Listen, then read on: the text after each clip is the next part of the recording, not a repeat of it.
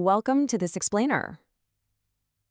So, look, building a successful business usually means trying to acquire as many customers as humanly possible, right? Well, not always. Today, we're exploring how Mitsubishi AC thrives in India's incredibly competitive market by intentionally breaking basically every single conventional rule of expansion. They aren't trying to be everywhere. They definitely aren't trying to be for everyone. Instead, they're winning entirely on their own terms. So here's our roadmap for today. We'll start with the mass market paradox. Take a look at their target audience, break down their premium playbook, analyze a few roadblocks they face, and then finish up with their long-term play. All right, let's dive right in. Kicking things off with the mass market paradox, and really the massive temptation that they actively choose to ignore. Get this. AC penetration in India is incredibly low. We're talking between just 7 and 10%. Just think about that for a second. In a country with well over 1 billion people and some intensely, famously hot summers, over 90% of households still do not own an air conditioner. Now, for most companies, an untapped goldmine like this literally screams, grab as much market share as fast as you possibly can. But the contrast in strategies here is just stark. While giants like Voltas, LG, and Daikin are out there aggressively fighting tooth and nail for every single first-time buyer with heavy, heavy discounts, Mitsubishi deliberately turns away. I mean, they look at that massive 90% untapped market and completely refuse to play the volume game. Instead, they strictly target affluent, repeat buyers, and they confidently charge a premium. It's a super bold refusal to play by the usual rules. Which brings us to targeting the top tier, that highly affluent niche. We can actually break this down using STP, segmentation, targeting, and positioning. It defines exactly who they want to reach and how they position their brand in the consumer's mind.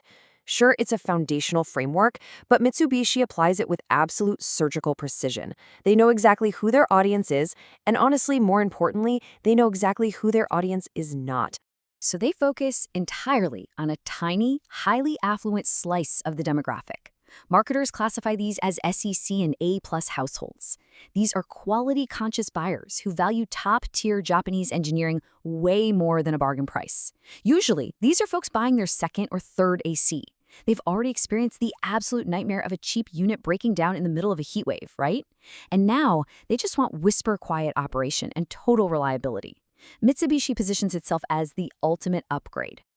So how do they actually pull this off? Let's look at the premium playbook and how they execute this strategy.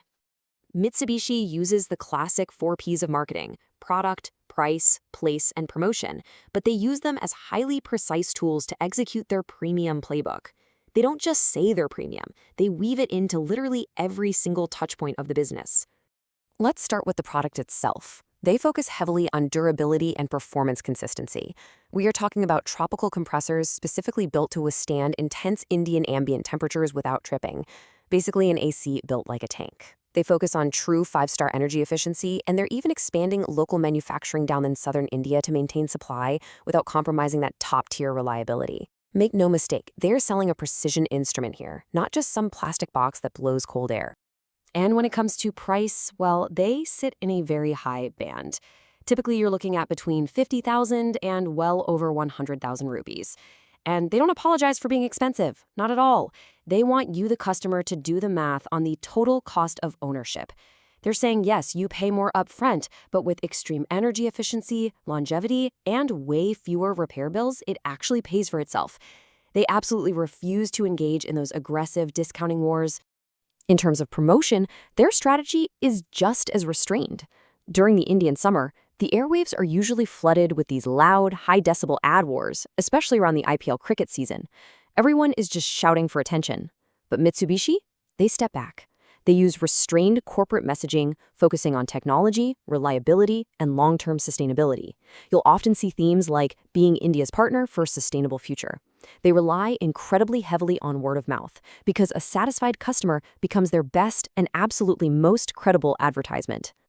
Now, distribution, or place, is where this strategy is truly tested.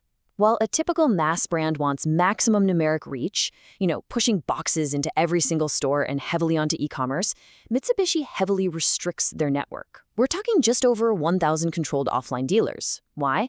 Because an AC isn't plug and play. If a great machine is installed poorly, it performs poorly. So they mandate that installation must be done by certified professionals. A flawless ownership experience matters infinitely more to them than sheer reach. Let's move on to the strengths and roadblocks, because it's time for a quick reality check. The trade-offs here are crystal clear. On the plus side, they command incredibly high margins, they possess ironclad brand equity, and they genuinely deliver a superior ownership experience. But the challenges are steep. They hold a very low volume share, and their high price basically locks them out of booming Tier 2 and Tier 3 cities. I mean, it takes massive corporate discipline to sit there, watch your rivals sell millions of units, and still choose to stick to your premium low volume niche. Which brings us to their long-term play, winning without volume. Mitsubishi really proves that by focusing relentlessly on the complete ownership experience, a brand can build a highly sustainable, wildly lucrative business without ever being the biggest player in the room. They are prioritizing long-term equity and customer satisfaction way above those exhausting, margin-crushing short-term market share battles. By staying disciplined, they just completely own the high-end residential space. So as we wrap up this explainer, I really want to leave you with a provocative thought. In a business world that is totally obsessed with endless growth and massive market share, is scaling down and mastering a specific niche actually the ultimate power move? Like, does true strategic power come from trying to dominate everyone, or from choosing exactly who you want to serve and then serving them perfectly?